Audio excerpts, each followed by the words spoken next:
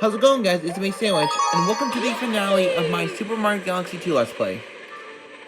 This episode, I just want to play around a little bit, and then once I'm done playing this game, I'll read the book. Or read the storybook.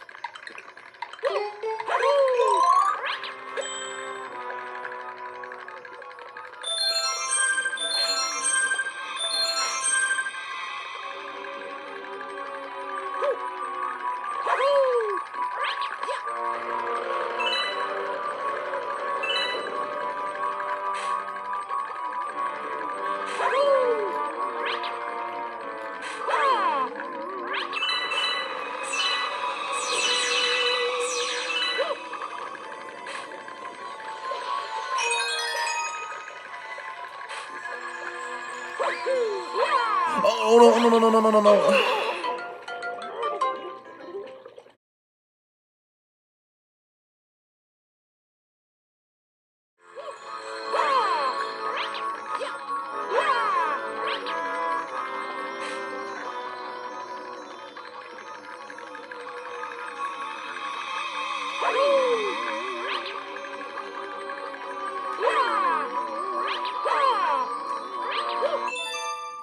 I did it.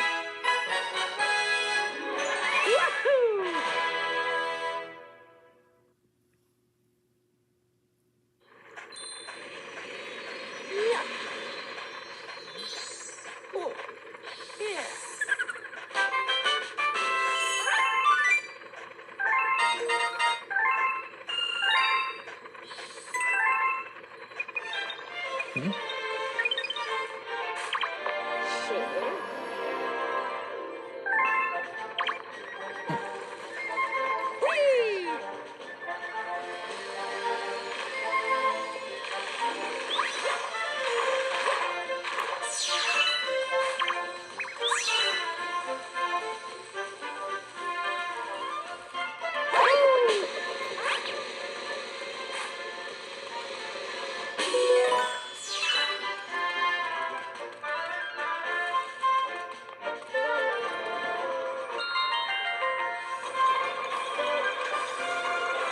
Alright, now we're gonna read from Rosalina's story.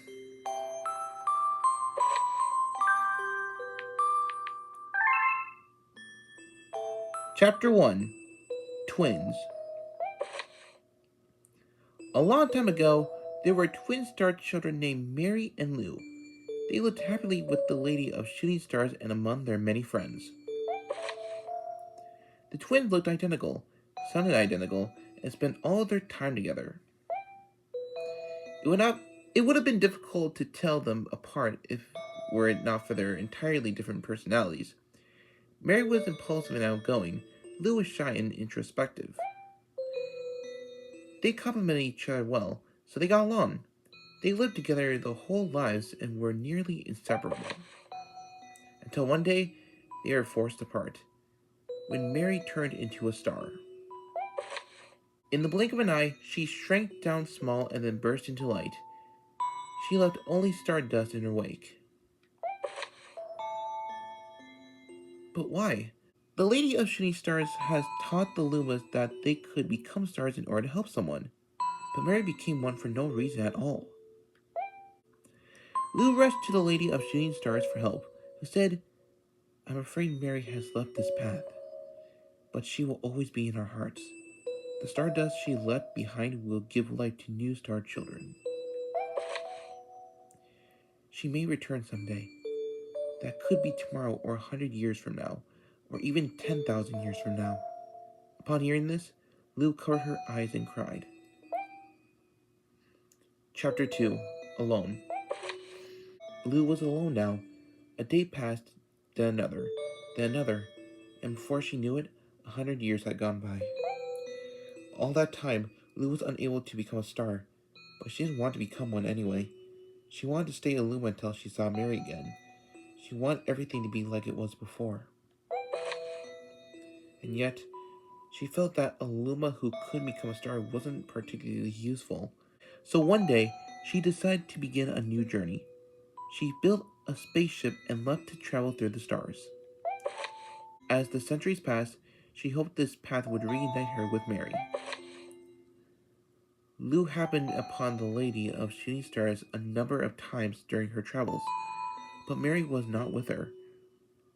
As this time went on, all of her friends became stars.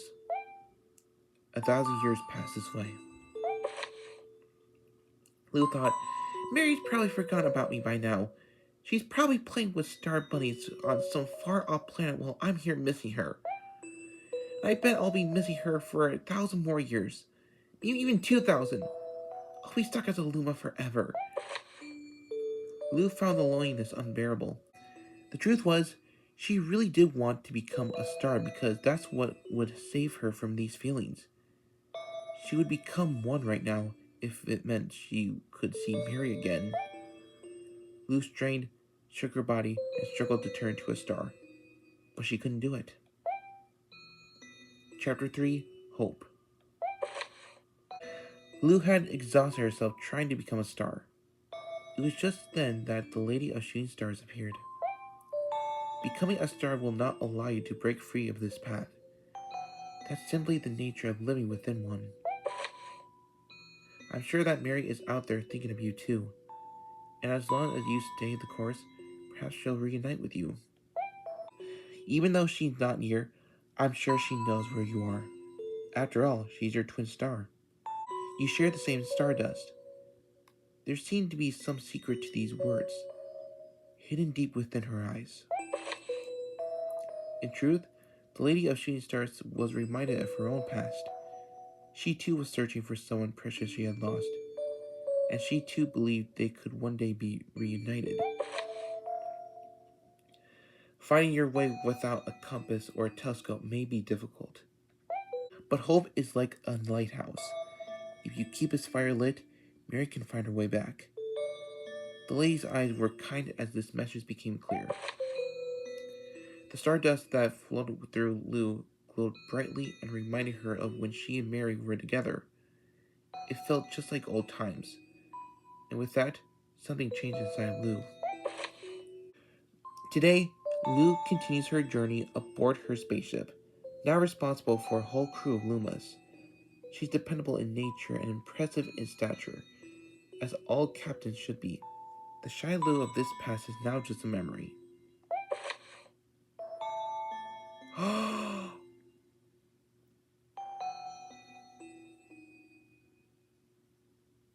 I'm Lubra, one half of the Twin Star Children.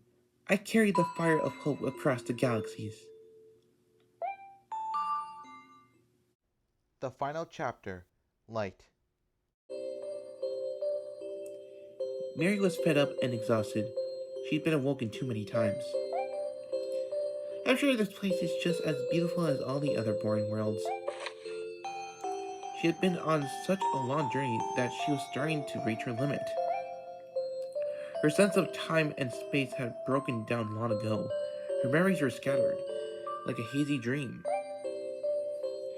She felt dizzy, like the time she gorged on starbits and became overwhelmed by their sweetness. And then another time, it felt like I was drowning in honey. The time before that, it felt like I was trapped in a cage. And before that, I forget. Well, whatever. Just then, Mary spotted a red planet and decided to visit its residents. Hello there, how are you? This planet looks pretty old. In fact, it may have lived a little too long. Looks like it could explode at any moment. The residents seemed to understand. Instead, they just ran away when she appeared. But that's how it always went. so she just wished them well and continued on her journey. May the stars shine down on you. Soon another, Mary looked out into space and saw a pink-coated hurtling past. She approached it and said, "Hello there. Looks like you're in a hurry. Life may seem long, but it actually moves pretty quickly. So moving as fast as you are is a great way to experience as much as you can." The comet replied, "You're a tiny one, yet you talk of life as a grown-up. Who do you think you are? And where'd you come from?" Mary sighed, as if she had been asked those questions before. "Who I am, where I'm from? I don't remember stuff like that. Do you really think those things are important anyway?" The comet was so shocked by Mary's response, it nearly crashed into a star. "It's pointless to remember stuff. We just repeat the same cycles over and over. So just forget about me, and I'll forget about you. And then we'll both be on to the next thing." The comet said, "You're quite the particular little one out here on your own. You should go home to your mama."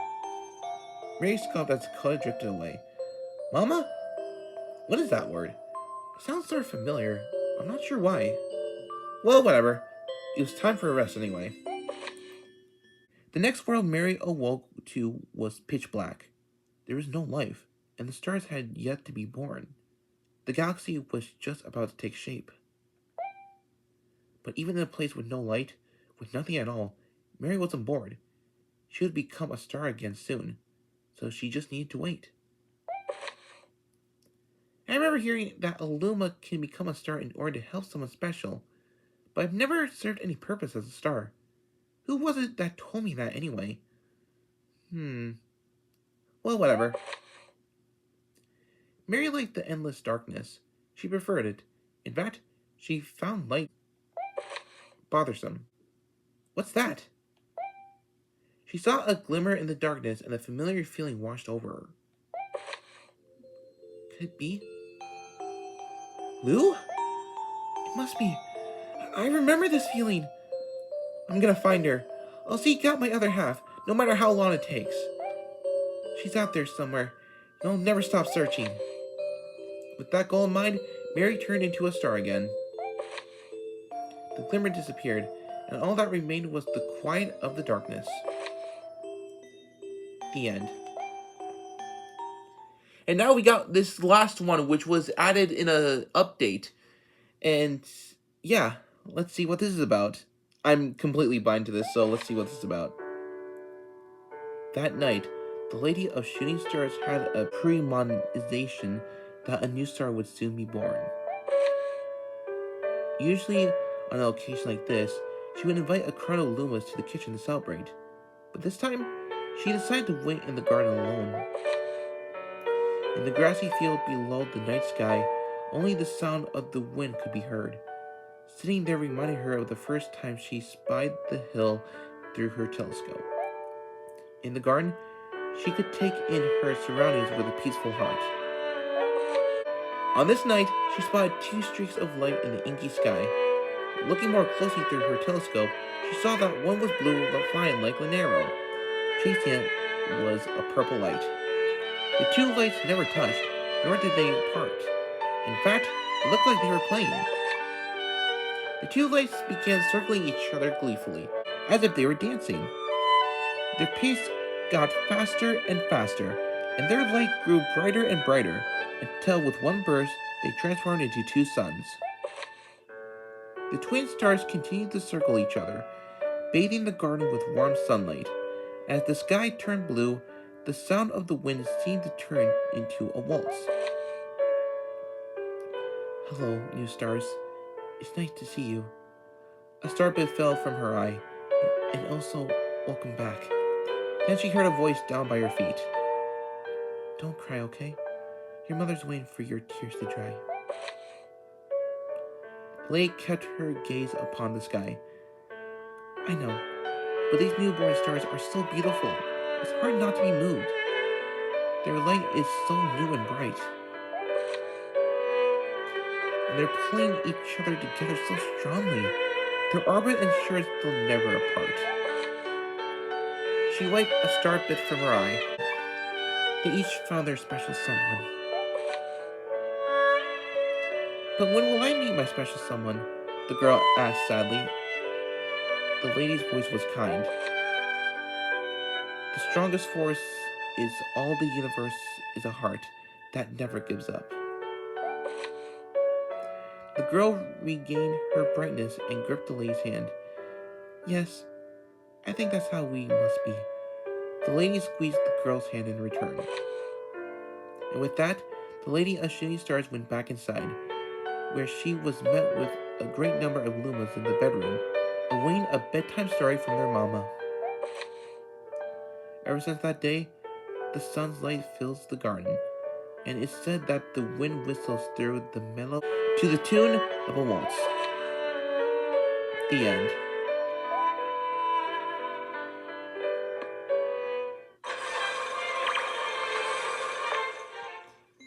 And that was Super Mario Galaxy 2, and that was the story that we read. And okay, that was actually really emotional.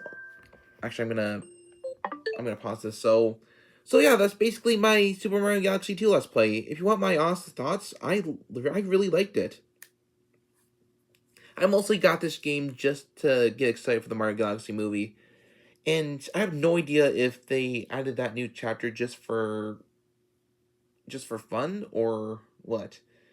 But I do have to be honest, like since we got Mario Galaxy 1 and 2 on the Switch and we got a movie and we also got some new Mario Galaxy content on the new tennis game Fever. Like they just recently added that and I feel like they're going to make Super Mario Galaxy 3. I mean, with all this Galaxy stuff that they're doing. I don't think they will, but I think it'd be pretty cool to see Super Mario Galaxy 3. Will we get it? I hope so. And that's all I can really say. So thank you for watching, and I'll see you for the next Let's Play, which is going to be Splatoon Raiders. I will see you when the game releases. Until next time, catch you later.